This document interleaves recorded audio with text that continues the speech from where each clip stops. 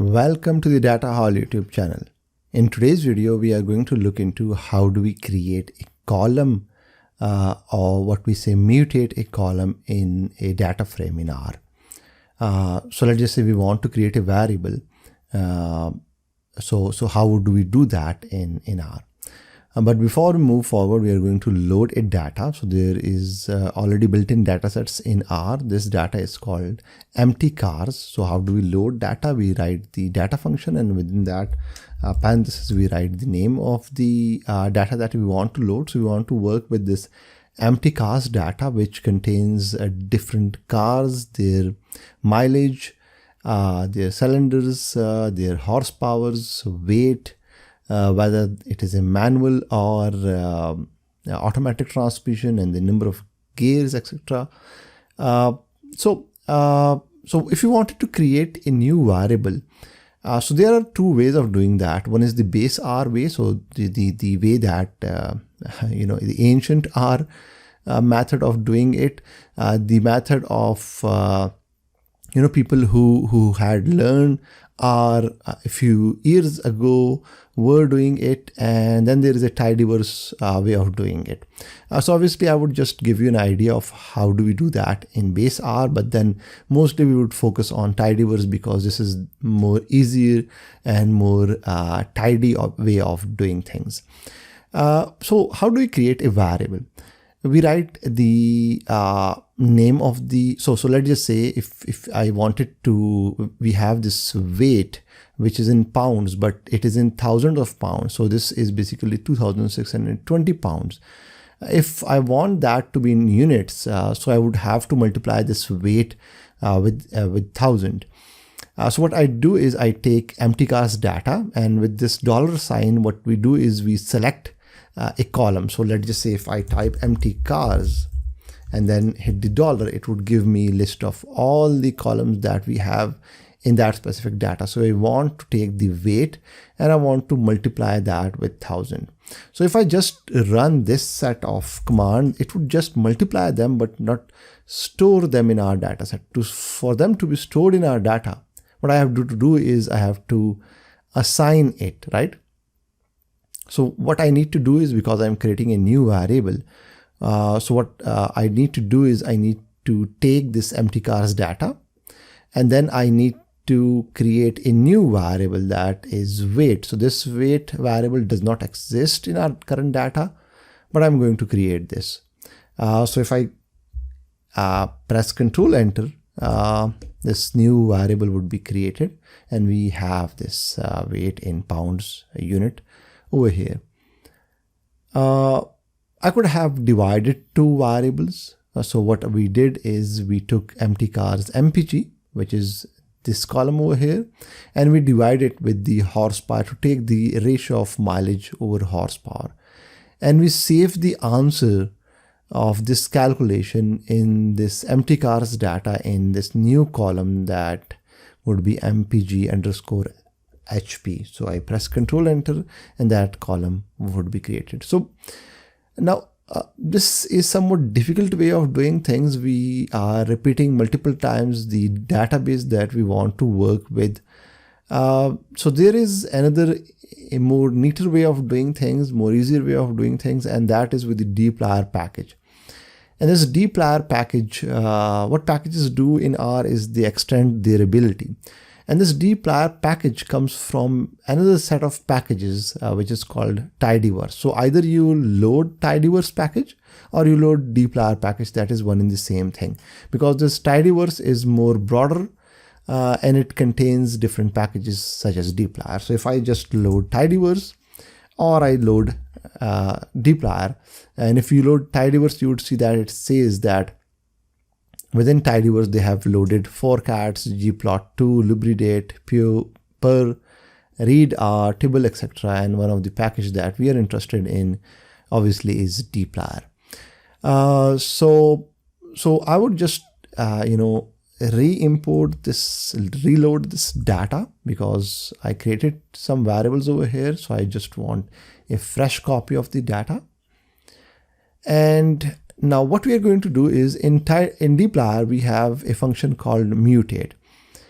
And what mutate does is it creates a new variable. It creates a new column. So how do we write this? First, we write the function, and within parentheses, we would first specify the data that we are going to work with. Then after comma, we would specify the name of the new variable, equal to sign, and what this new variable would contain, that is weight multiplied by 1000. The same thing that we did over here. If I press Control Enter, you would see that the pounds had been multiplied by 1000, but we would not see this variable in this data frame over here because we haven't assigned it to anything, right? We have performed this function, we have performed this operation, but we didn't assign it. So what we need to do is we need to assign it to certain thing. So we assign it to the empty cars data frame using this arrow sign over here. So with this line of code, with the line of code we have at line 19, it would just perform but not assign it to certain data frame. But we need to obviously create a column. So we just execute this one and it would create a column. This is similar to doing it over here with line 23. So what the difference is between line 21 and 23 is that in Tidyverse or dplyr, we have this pipe operator. And what it does is it takes this data and pipe it into the whatever next function we are going to use. So, so what we are doing over here is we take empty cars data, and then this is how we perform. We pronounce this this sign over here, and if we want to write it, we would use Control-Shift-M, and that would bring this this operator, this pipe operator. We write the mutate function. Now, instead of writing the data as first parameter of the mutate function, we kind of ignored that because we know that it is going to take the empty cars data and then pipe it into it. And this is interesting because if we are going to perform certain other functions, we do not have to again write the name of the data frame. So this is similar to what we did over here, right? So either write the data frame as the first parameter of the mutate function, or pipe that data frame within the mutate function. So we are going to work with this way of writing code. This is more cleaner, and as we move forward, you would realize why. Remember, when we create a variable, we can immediately work with that variable. So let's just say if I wanted to, let me press Control-Shift-M. If I wanted to select certain columns, let's say MPG, then we do HP, horsepower. This is what we are going to work with. Weight. Now you can see that weight had not been created by this code yet, because let's just say we didn't execute this code, but rather let me just clear this environment and let me bring the data over here again. And now let's see, we do not have weight over here, but what we are doing is that the interesting thing with this is that we do not whatever variable we create, we can immediately work with that variable in the next line of code, right? So we haven't completed this line of code, but you know, the variable we created over here can be worked over here, right? So if you press over here, what it does is the select would just limit the columns that we have. It would just, you know, select the columns that we want or we are interested in.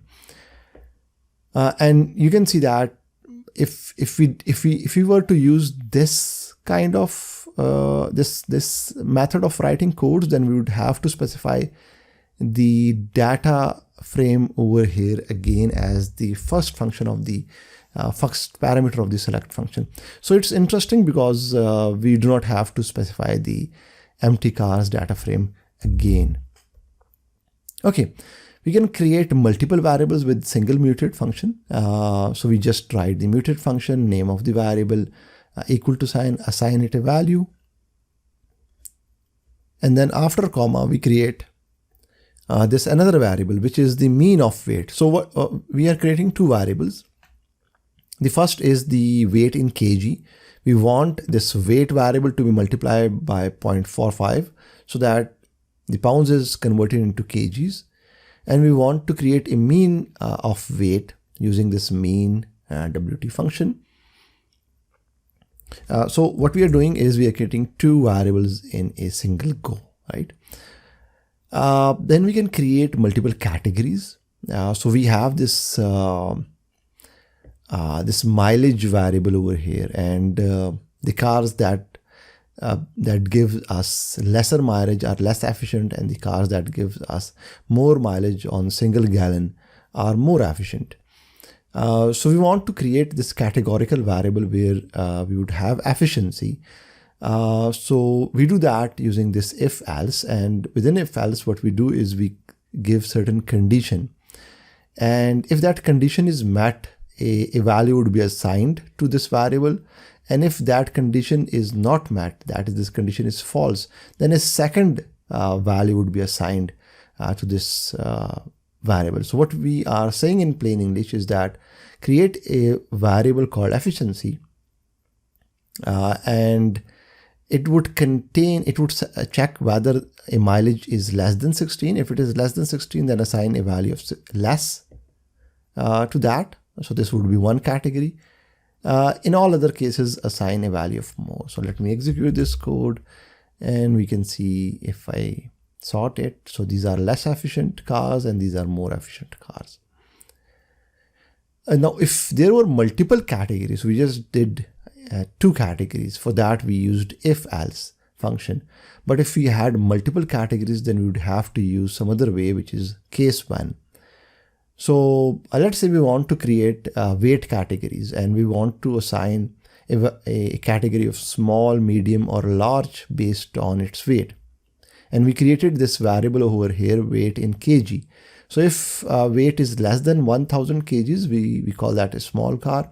If it is between 1000, so greater than 1000 and less than equal to 2000, so that would be a medium sized car. In all other cases, it would be large. So the way it works is that we write the name of the function, which is mutate, then the new variable name, and then we open write this new function, which is case when. We open the parenthesis, write the name of the variable that we want to evaluate, and then the condition. So if this condition is met, so if weight is less than equal to 1000 kg, we use the tilde sign, which means assign. Then we need to assign a value of small to this variable. And after comma, we would create a new condition. And the condition is if weight in kgs is greater than 1000 kgs and it is less than 2000 kg or equal to or less than 2000 kg, assign a value of medium. In all other cases, that is true. I mean, we write true. True means in all other cases, assign a value of large. If I execute this code, we would see that we would have a weight category where, let me just sort it on weight. We would have small cars, less than 1000. Then we have medium cars, and then we have large cars. And lastly, we can also mutate based on certain category. What we mean is that we have this category of efficiency. If we wanted to calculate the mean for each category, then what we do is we group by, we use the group by function. And what it does is it just creates a groups within, the data frame. It does not do something explicitly to the data frame, but internally it assigns a group. So we take the empty cars data and then we group them by efficiency, and then we create a variable called mean of MPG that would be equal to, this would be the name of the variable, and this would be the value that would be assigned to this variable. So that would be mean of MPG. So when we execute this code, we would, let me sort that by efficiency. We would see that we have less efficient car and more efficient car. And this less efficient car would have a mean mileage per gallon of 13, and the more efficient car would have a mean mileage per gallon of 22. So I hope that was useful. Thanks for watching this video. Do subscribe to this channel and do hit the bell icon.